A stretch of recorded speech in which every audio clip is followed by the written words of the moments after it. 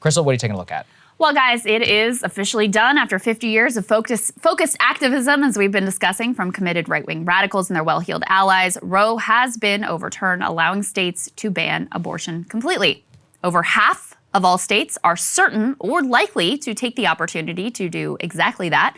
The response from both partisan sides has been entirely predictable. Republicans have responded with further extremism, and Democrats with total impotence and excuse-making. In fact, Democratic response is actually so sad and their failure so undeniable, I actually wonder if this moment might shift the mindset of more than a few liberals, opening them up to a critique of the party that they just had not been ready to hear until now. More on that in a minute. Let's start with the GOP side. So not satisfied with leaving abortion policy up to the states, former Vice President Mike Pence, the guy is supposedly the reasonable and honorable alternative to Trump, he chimed in immediately to push for an absolute nationwide ban on abortion. He wrote, quote, "Having been given this second chance for life, we must not rest and must not relent until the sanctity of life is restored to the center of American law in every state in the land." Listen, Pence is hardly alone. House and Senate Republicans have already introduced legislation to ban abortion nationwide. House version has 164 sponsors. The Senate has 19. Every Republican will now be under pressure from the same organized forces that just secured the overturning of Roe to codify this result nationwide, forcing Mississippi laws on everybody across the country, up to and including Californians. At the same level, Republicans are also leaping into action. Florida Governor Ron DeSantis recently signed into law a 15-week abortion ban. But Republicans in his state, they're not satisfied with that. They're already pressuring him to call a special session into order to enact a 6-week abortion ban when a lot of women don't even know they're pregnant yet. Meanwhile, Texas and Missouri lawmakers, having already banned abortion in their states, they're planning new ways to criminalize those who help women to cross state lines to obtain an abortion. And as Sagar also said, if y'all thought defund the police was unpopular, that is nothing compared to this crazy shit. Other activists are plotting ways to criminalize abortion pills and block companies from providing employees with transportation to states where abortion is legal as a benefit of employment. Notably missing from all this Republican energy supposedly about protecting precious babies is any effort to make sure those babies have access to, quality education, childcare, and don't grow up in poverty. But I digress. How have the Democrats responded to this assault on something they claim to care dearly about? Here is a small sampling of their responses, courtesy of Shoe. Nancy Pelosi sent out a fundraising email and read a poem. House Democrats saying, "God bless America" outside the Supreme Court. And that dude on the right, Democratic Congressman Andy Levin, took a moment to publicize his self-care, posting pictures of him doing yoga in his congressional office. I am not kidding. Biden sent out one of his typical tweets in the vibe of, "Geez, I wish someone with some power would do something about this. This is terrible." But really capturing the ethos was Vice President Kamala Harris, who literally sent on a picture of herself watching protesters on TV from Air Force Two, along with some hollow tripe about how we're all in this fight together. Nothing says I'm there for you like a powerful politician watching cable news from a private plane with a feigned look of concern and no intention to do a single thing more than that. Peak narcissism, virtue signaling, fake impotence. Now, in the face of victory, Republican leaders, they organize, they meet, and they plot. Democratic leaders, they clutch their pearls, they fundraise, and they develop their list of excuses for their many, many failures. They are telling everyone they must vote Dem in the fall, per Pelosi's fundraising email, quote, "Can you chip in $15 so we can win these midterms and finally codify reproductive rights into law?" Unmentioned in that email is why they don't do this right now, while they have a trifecta in the House, Senate, and White House, or why they didn't do this during the periods when they not only had a trifecta, but a supermajority in the Senate. It's not like the right kept their goals here a secret. And at the very same time, Dem leaders are saying, you've got to donate and keep Dems in power. They are also literally telling you they will not do what it takes to codify abortion rights.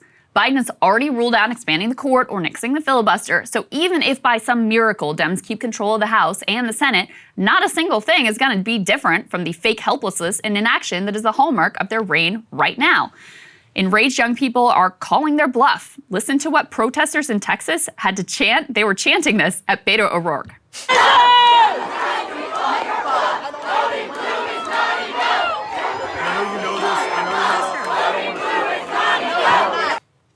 Democrats, we call your bluff. Voting blue is not enough. Or take a listen to what this young woman has to say about how much it pissed her off that Dems were immediately fundraising off the decision. So I received a text message from Joe Biden's campaign yesterday saying that the Supreme Court had overturned Roe versus Wade and that it was my responsibility to then rush $15 to the Democratic National Party. And I thought that was absolutely outrageous because my rights should not be a fundraising point for them or a campaigning point. They have had multiple opportunities to codify Roe into law over the past 20, 30, 40, 50 years, and they haven't done it. And if they're going to keep campaigning on this point, they should actually do something about it. Amen. And you know, I got a real sense that something is kind of broken loose in the Democratic coalition. Sure, the base sucked it up and voted for Joe in the Democratic primary, but the deal they accepted was that Biden would stand as a bulwark against the right, and crucially, that he was the only candidate who could be sure to beat Donald Trump.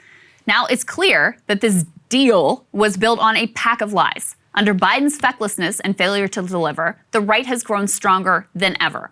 Under Biden's political malpractice, Republicans are set to sweep into power in the midterms. And under Biden's thorough inability to keep any of his promises and secure stability and fight for material well-being, he has paved the road right back to Trump in 2024. The latest polling has Biden losing to Trump by 5 in a rematch. Better, though, than Kamala, who would lose by 8. Biden promised nothing would fundamentally change, and you know what? Ultimately, that too was a lie. Because in chaotic times like these, fundamental change, that's a near guarantee. The question is only what that change is going to look like. So if one side fights to stay in one place, and the other side fights to pull the country hard right, guess which direction things are ultimately going to go. The abortion fight is not particularly the center of my politics, as you guys know, but it has been the center of Democrats and their liberal base. The failures from Dems here are so obvious, the hypocrisy so glaring, that they just can't be denied. That's why AOC has been hailed as a truth teller by plenty of liberals for calling Dem hypocrisy out directly and demanding more than just fundraising emails and exhortations to vote blue. I saw a lot of people with some Ukraine flags and blue wave emojis in the bio enthusiastically retweeting her comments. And I saw a lot of liberals who were appalled by the lack of urgency from either the president or the vice president. But what's more, the disaffection of the college-educated liberal, it's likely only beginning. Keep in mind, a college degree doesn't guarantee you shit these days. Not a middle-class job, not a decent retirement, not a home, not healthcare, nothing. And unfortunately, as we head into a recession that is only going to become more true for more people, there are going to be a lot of people who thought they were okay and then have to watch their home values collapse, their 401ks disappear, and their kids graduate college to go to work as a barista. Nothing will radicalize you faster than learning that the stability you thought you had was a lie. Dem failures in response to Roe, it could be a gateway drug to seeing clearly how much the party has failed you and failed your families.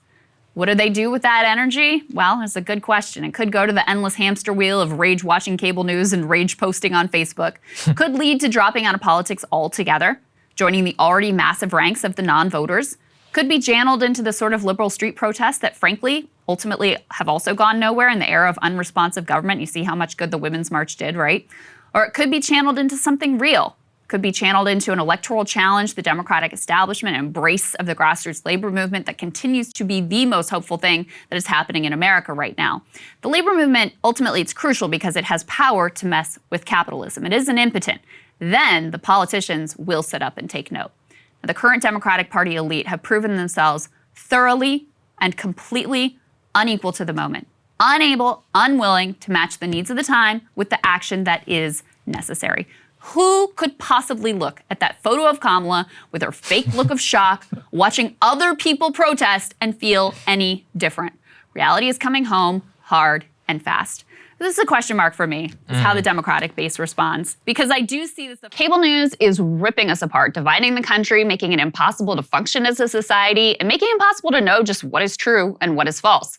But the good news is they are failing and they know it. That is why we're building something new, a new mainstream, a healthier one, something more trustworthy, something that we are going to need in one of the most pivotal times in American history. We are building up here for the midterms, for the upcoming presidential election, but we need your help. So if you can help us out by becoming a premium member today at breakingpoints.com, we're trying to change America for the better and the entire world. So what are you waiting for, guys? Go to breakingpoints.com and sign up and help us build a new mainstream.